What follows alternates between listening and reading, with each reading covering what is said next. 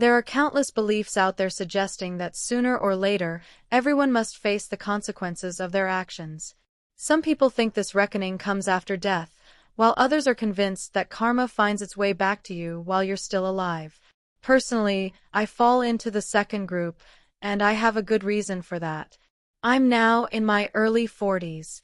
I got married only 3 years ago, and just recently, we welcomed a baby boy into our lives. His arrival has filled me with indescribable joy. Most people are surprised that I started a family this late in life. But what they don't know is that this isn't my first marriage. I was first married at 30. My wife at the time, Linda, had been my next-door neighbor. We'd grown up together, attended the same schools, shared friends, and occasionally competed against one another. As we grew older, we remained part of the same social circles and naturally became close. While many of our friends paired off and settled down with their high school sweethearts, Linda and I decided to follow suit. To avoid interference from our families, we chose to live in a rented apartment right after the wedding. At that point, we were both just beginning to earn decent incomes. Within a year, we had managed to save enough for a down payment on a small one-bedroom apartment. We decided to renovate it before moving in, mostly to clean up after the previous occupants. At the time, I was working as a delivery driver. My job often required me to travel to other cities with cargo, so I'd return home late in the evenings. Linda worked as an accountant for a modest-sized company that specialized in contracts. Her job was demanding but had consistent hours, 9 to 6, so she spent more time overseeing the home renovation while I was on the road. I trusted her completely when it came to design and household matters. She had a knack for comparing prices and quality, doing her research before buying anything. She was practical, smart, and detail-oriented. One night, I came home late as usual, and there was Victor, the guy handling our renovations, still sitting in our kitchen, sipping tea and chatting away with Linda. He was telling funny stories about strange clients he'd dealt with. I joined in, we all laughed, and eventually he left for the night. Linda had taken the day off to supervise the ongoing renovation. As usual, I had to be up by 6 in the morning to head out for work. Victor was efficient. The wallpaper was done in no time. Later, I found out that Linda had been discussing furniture ideas with him too.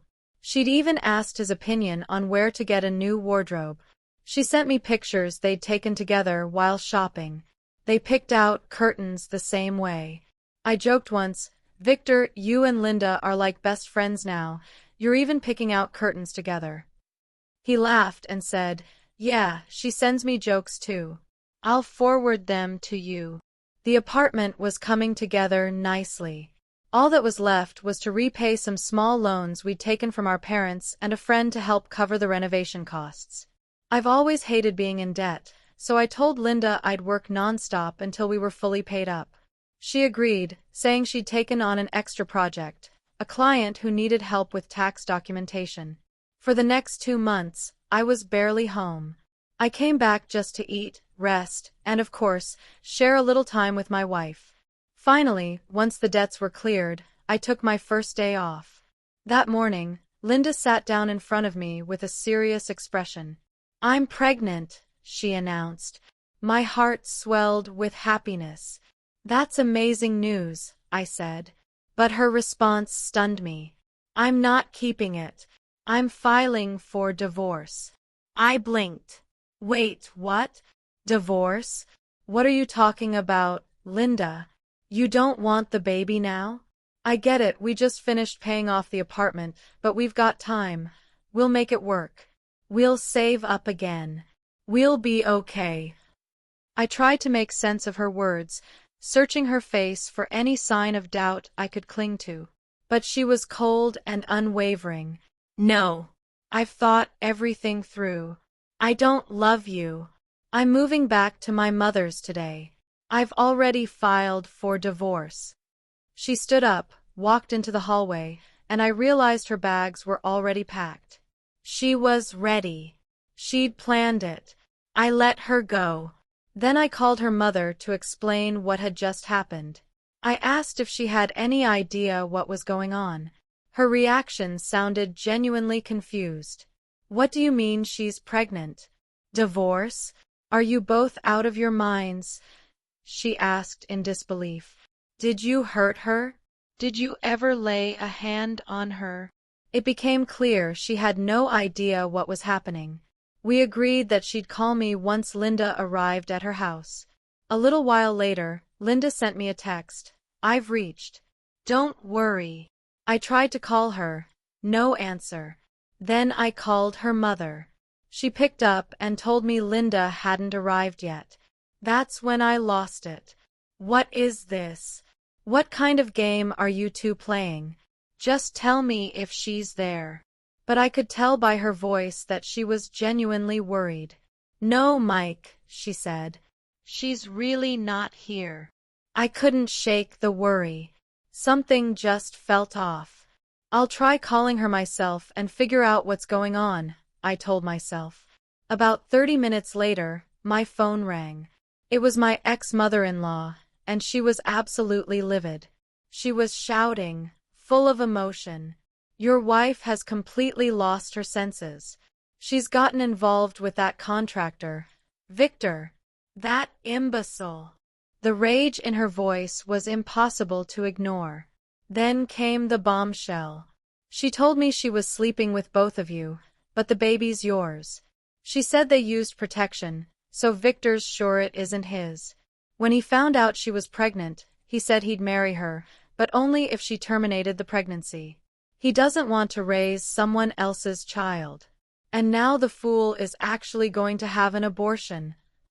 I was completely blindsided. Everything she said hit me like a truck. I didn't even know how to react. Still stunned, I tried calling Victor. He didn't answer. I assumed he was hiding, too scared to face me. Then I rang my boss and explained the mess I was dealing with. He was understanding and gave me another day off. The next morning, I headed straight to Linda's office, hoping to confront her, but she wasn't there. I found out she had taken several unpaid days off. That was it. My patience snapped. I turned to social media and began searching for her friends, trying to get a clue about where she might be.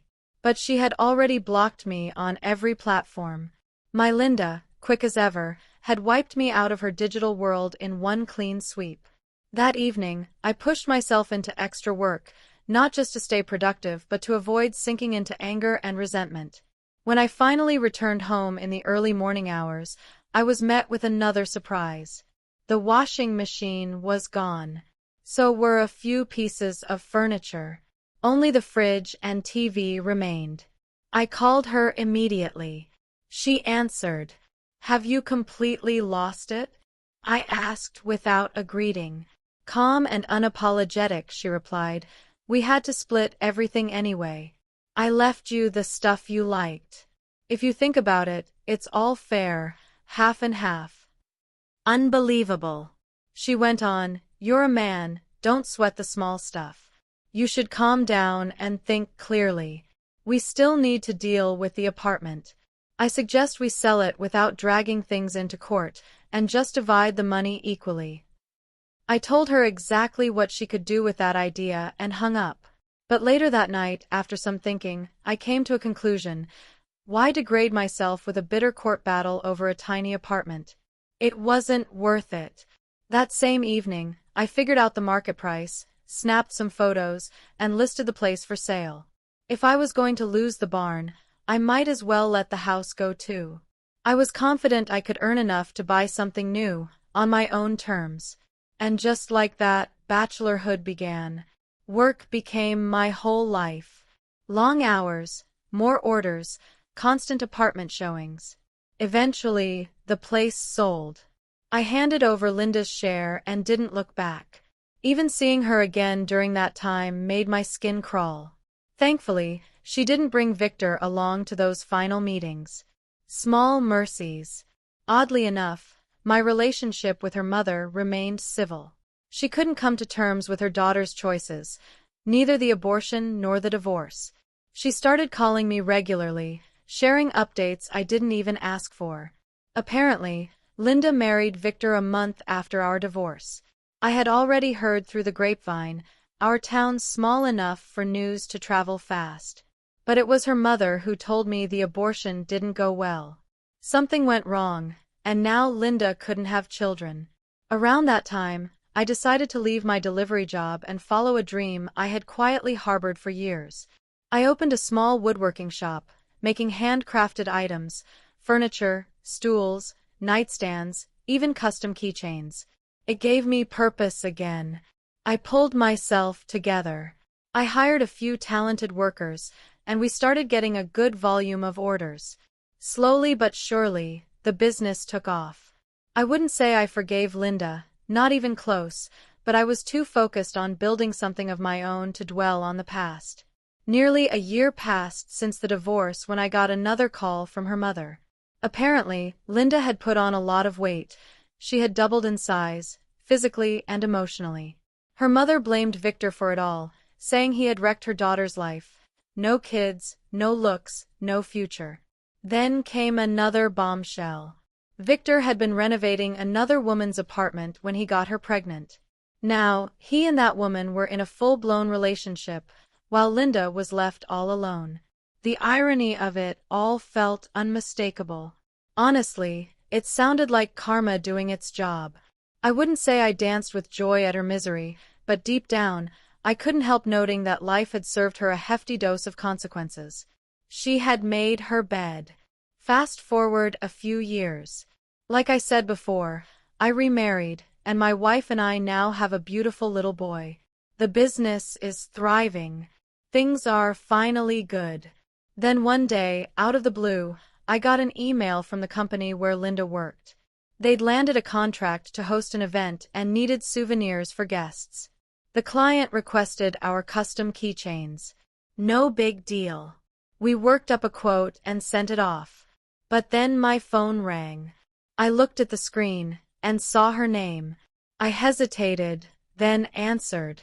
Her voice was syrupy sweet, as if nothing had ever happened. "Hey, how are you? How's the business?